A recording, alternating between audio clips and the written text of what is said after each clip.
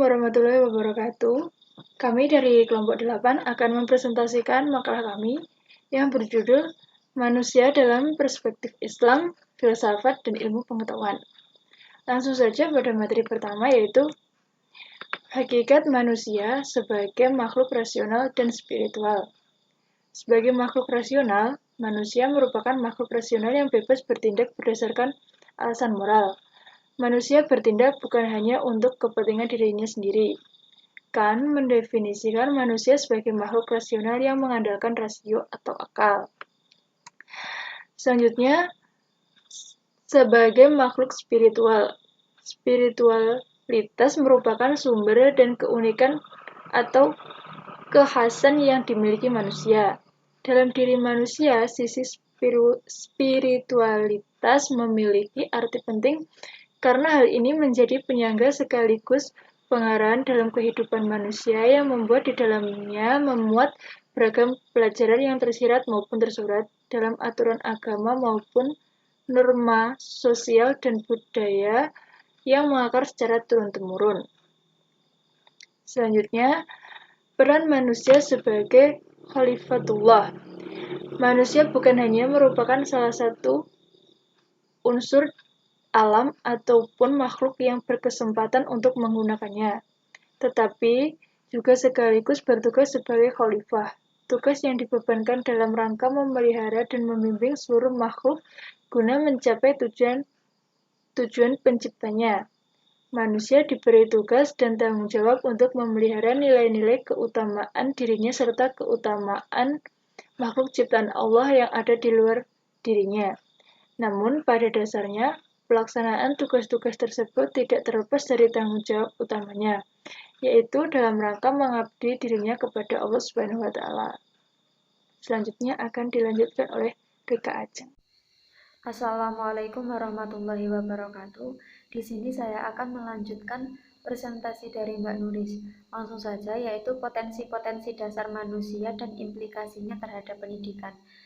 Potensi-potensi ini di sini ada 4, yaitu potensi naluriah, indrawi, akal, dan agama.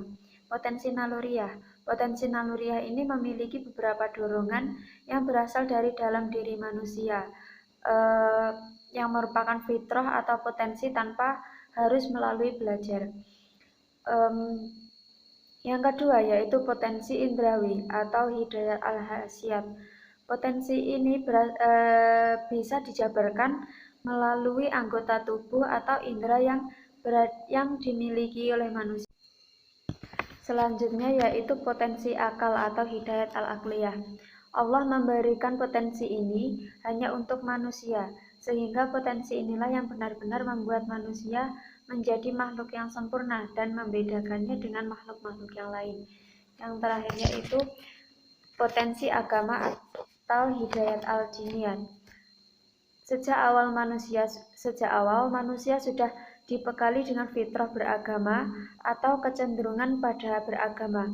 Fitrah ini akan mendorong manusia untuk mengakui dan mengabdi kepada sesuatu yang dianggapnya memiliki kelebihan atau kekuatan yang lebih besar dari manusia itu sendiri.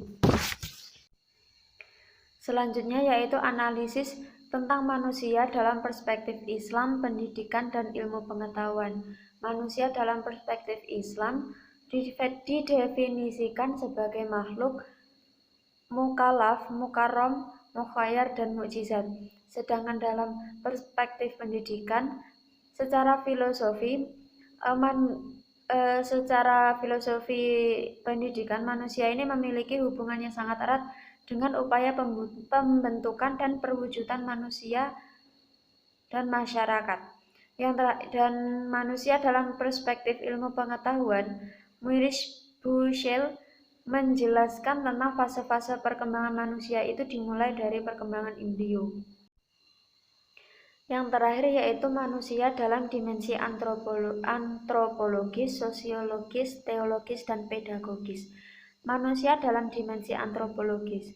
Antropologi sendiri diartikan merupakan ilmu yang mempelajari manusia sebagai sesuatu keseluruhan.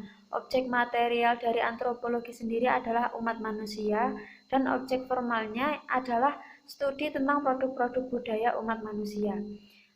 Selanjutnya yaitu manusia dalam dimensi sosiologis. Sosiologi adalah ilmu pengetahuan tentang hidup manusia dalam hubungan antar sesama manusia. Dalam hal ini sangat berarti bagi manusia dalam memperdalam pengetahuan seseorang tentang hubungan dalam masyarakat. Yang selanjutnya yaitu manusia dalam dimensi teologis.